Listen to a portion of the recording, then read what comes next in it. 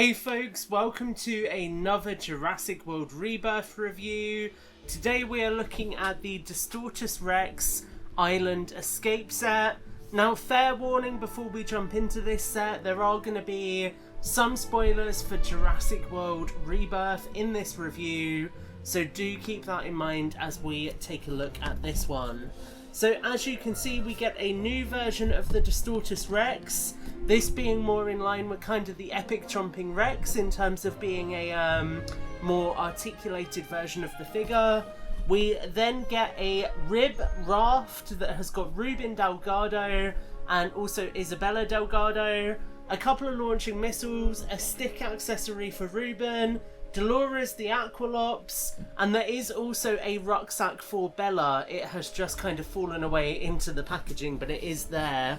We do get this really nice render of the Distortus Rex in the corner, and then over here we can see some of the play features. So overall, as a box set, this looks fantastic. It's the first time Mattel have done a boat, which I think is really exciting. I really hope we see that sculpt used again in Jurassic Park colours. I think that would look gorgeous in the reimagined line. As we spin around to the back, you can see a lot of prominent red kind of colours on the packaging. And on the back we have got a closer look at the play features. So you can do some kind of battle damage to the boat. You can shoot the launchers. You've got a closer look at Dolores the Aqualops. Obviously the two humans and the Distortus, and we do have all of the contents laid out very nicely on the back. Now this set is currently available on Amazon in the UK. Lots of speculation about it potentially being a Target exclusive in America, but for now it is not available stateside. So this is a set that the UK has got ahead on. Officially this set is meant to release around August, I believe. But Amazon did get some import stock from France, which came through a lot earlier.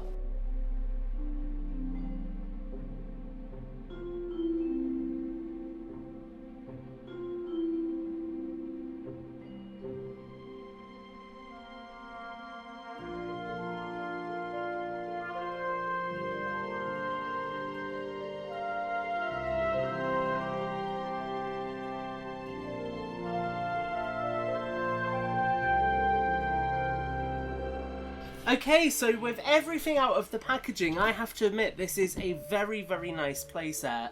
There is a lot packed in here. We'll take a look at the new version of the Distortus first. So like I say, this is a little bit smaller than the previous version.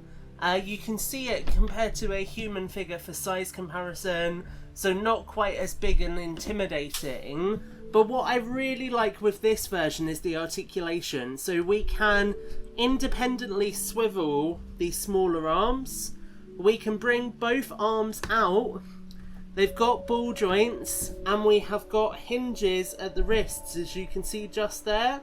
So you can get some really nice posability out of this version of the Distortus. We then have got legs that come forward and back, and no in and out motion on them, but we do also have swivels at the ankles, and then a lovely ball jointed tail. And probably most importantly, and the thing that a lot of people will look for with a figure like this, is we do have the ability to open the jaw. So no play features on this dinosaur, it is just a dinosaur that you can play with. You can open and close the jaw, and that for me is really valuable for toy photography. So in terms of a sort of collection from the perspective of a toy photographer, I suppose, this figure is a lot more valuable than the one we've already got, and I'm really excited to play with it. It does, of course, have a dino scan code just on the underside, and all in all, a very welcome version of the Distortus. Having seen the film, I'm now very excited to have another version of the Distortus. So, we then have got Ruben Delgado, and I am slightly surprised that they have given this version of Ruben battle damage. In the film, he doesn't ever really get any slashes on his shirt. He does look a little bit worse for wear, but it is never quite to this degree. with that said, the head sculpt on Ruben looks pretty great actually. Pretty happy with that all in all. I will say I noticed some issues, and that is mainly with the way the arm has been packaged. It is a little sort of warped in the socket. You can fix that over time, but it does mean that the joints have kind of bent a little bit and they just feel a little bit gummy. You do of course have his shorts, his kind of boardwalk sort of shoes, quite casual slip-on shoes really, and the watch on the side of the figure. And the whole thing in the film with Ruben is he gets injured quite early on, so he does come with a stick that he uses to kind of help prop himself up in the film. So you can kind of give him this injured aesthetic that works really, really nicely. So pretty cool figure of Ruben. Obviously he is getting a release in a story pack as a standalone with his jacket on, but for the kind of core box set release of him, it's cool to get a different version of the character. We then, as I say, also get Bella, or Isabella. Comes from wearing her yellow rain jacket, and she's got the little pink shirt underneath. And this is, again, a pretty decent figure. It suffers from what a lot of the younger characters suffer from, which is limited articulation. So she can swivel and go in and out at the shoulders, as you can see. She can swivel and go in and out at the legs. And she has got a ball joint on the head. And that is really it. That is all that this figure can do. I also feel like she is missing some paint, like there's no real paint on the buttons on the coat or anything. It feels very much like a figure that, apart from the head and the feet with the sandals, has kind of just been cast in the colour plastic it's cast in. But not horrific. And again, I always love more human characters. I think if we can get her sister Teresa and her boyfriend Xavier, then we've got a lot of the cast of Rebirth, which would be really cool. Now, an accessory that she does come with is her backpack, as you can see just here. Unfortunately, the backpack is too small to open, which is kind of ironic, because the whole gimmick really in Rebirth is that for a small portion of her time on screen, Isabella has got Dolores in the backpack. So, a little bit weird that we can't do that here.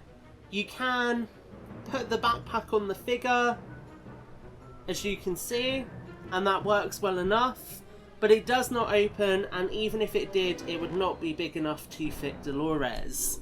And talking of Dolores, here is the adorable Aqualops. Decent figure, decent paint apps for such a small character. You can see she's got really all of the colours that you would expect. Cannot complain about that at all.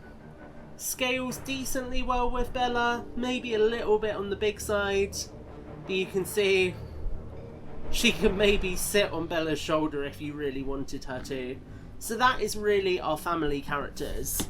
And then we get the raft itself. Before we look at the raft, I do just want to show you, you do get a missile launcher with it, and if you want to, you can plug the missile launcher into the top just here, and you get either a little life raft projectile that you can shoot, or a kind of hook that you can shoot out. I won't be using either of them, but they are quite cool. And then the speedboat itself is kind of modelled on a rib, and the reason for that is at the end of the film the characters do escape on a rib, but this is much, much smaller.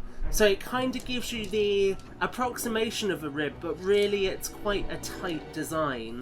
We do get back here the engine that is on a ball joint, which is quite nice. No spinning propeller or anything, but I do appreciate that they have given us a little bit of movement there. You can see from the back quite a nice aesthetic with the steps up onto the boat. We have then got seating at the back where you could realistically sit one figure underneath there. We've then got the control console, which is surprisingly detailed to me, with a little sat-nav screen, kind of different instruments and things, and a steering wheel that is functional. You do have a peg there, so you can easily stand a figure next to that. And then at the front of the rib, you have got these kind of metal railings, a few other details, and also another seat just here. But the idea with this seat is you press down on it, and the rib kind of breaks apart, so almost as if the Distortus is attacking. So, like I say, pretty cool thing. In the film itself, the characters escape on an InGen rib, so it maybe would have been cool to see some deco on this. But for what it is, it's decent enough, it works well. The one thing I would say is it is a very, very small facsimile of what it's going for. So if I bring Ruben in for a sense of scale, we can get him stood kind of behind here. But even then it is tight to fit a character in there. We can probably sit Isabella comfortably. Maybe she'll even sit kind of on the seat. She probably would without the rucksack actually. But we can kind of sit her there. But you can see just 2 figures and it's already pretty full. You're going to struggle with fitting any other characters on. So this is very much a facsimile as opposed to an exact model. But for what it is, for our first Mattel real boat that we've got, I really like it. So if we put the boat back down, we bring the Distortus back in. That is really your look at the Distortus Rex Island Escape set.